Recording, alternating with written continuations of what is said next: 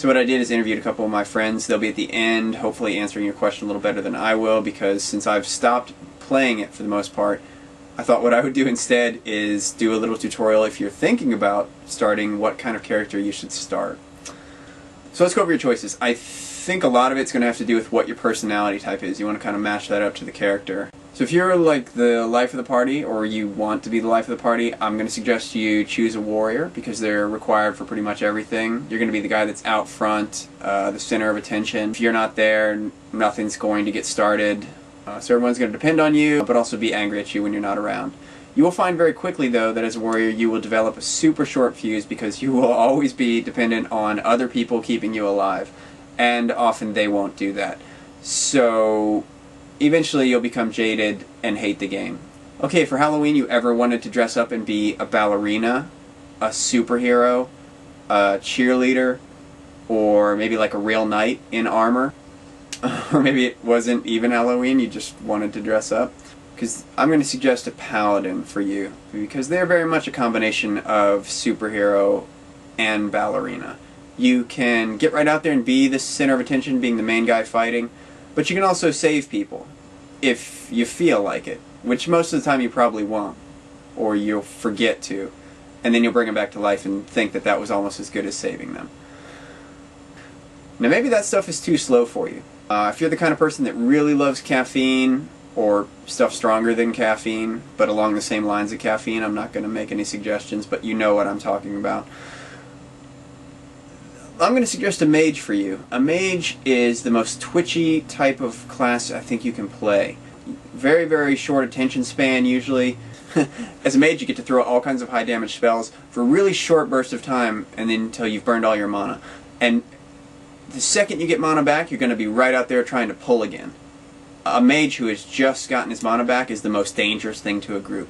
That is my opinion. Now let's say you're the complete opposite. Let's say you're really, really laid back. And we won't go into what's made you really laid back, but if you've got that kind of Rastafarian attitude about life, I'm going to suggest a shaman for you. Because everything about the shaman just says, you know, whoa, where are we going? I mean, they throw down totems, and the totems stay right there. Just that in and of itself says, hey, what's the rush? Hang out back here and enjoy a totem with me. And along the same lines of calmness, I could also suggest a hunter, because hunters are usually very, very calm, because they can pretend they're dead, which means they aren't really worried about the situation at all. If everybody else is dying, that's okay with a hunter, because he's going to just lay down and rest for a while and then pop back up and wait for you guys to show back up. Hunters are so calm because I think they are calmly waiting to replace the entire group with more hunters. Not that they like sharing loot with other hunters, but a hunter's attitude is there is no one better than a hunter. So the more hunters, the more betterness. Do you get bored easy? If you do, I'm going to suggest a rogue. Because the whole thing about a rogue is you can stealth and hide from everybody. So if you are the kind of person that's going to randomly just feel like AFKing, you know, you just feel like taking a break and go get some dinner or something like that, rogue is the class for you. You just press a button and you're gone, and when you come back, nobody's found you. It works out fine. Even if you're in a group and you feel like taking a break and going and getting dinner, just hit the button. Nobody will miss you usually. Even on a raid, you can usually pull it off. You just turn on auto-follow. When you come back and people are asking some questions, no big deal. Now, what if you're already to that point of being sarcastic, overanalyzing things, already bitter, basically? Warlock. That's the class you gotta try.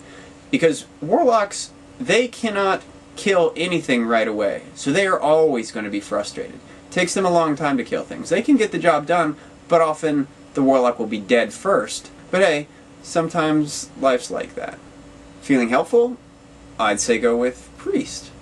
Priest is a class designed to do nothing other than keep other people alive. Your whole duty in the game is to heal other people around you. So you're going to be showered with immense love most of the time, unless you mess up. And then no one will say that they hate you because they want you to come back and try again.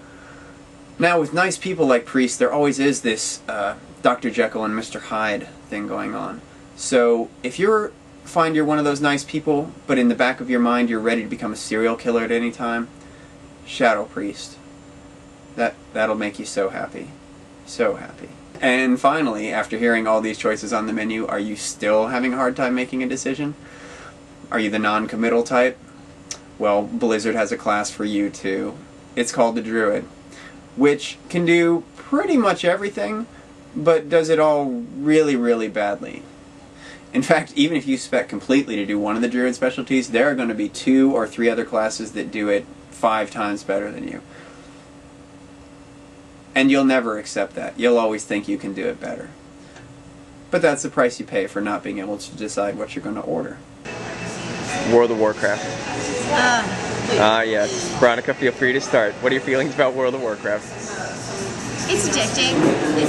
How many hours a week in the last week do you think you've played? In the last week, not many because work was insane, but usually maybe like, it has to be over 10. Did you find yourself craving to play it because you had not played much over the last week? I was too tired to think about it. Too tired? You were exhausted? Yes. But I'm pretty sure a couple months ago I was. How did you get started playing? Someone brought me into it. Somebody was a pusher? Yes. He was definitely a pusher. Alright. And what do you play?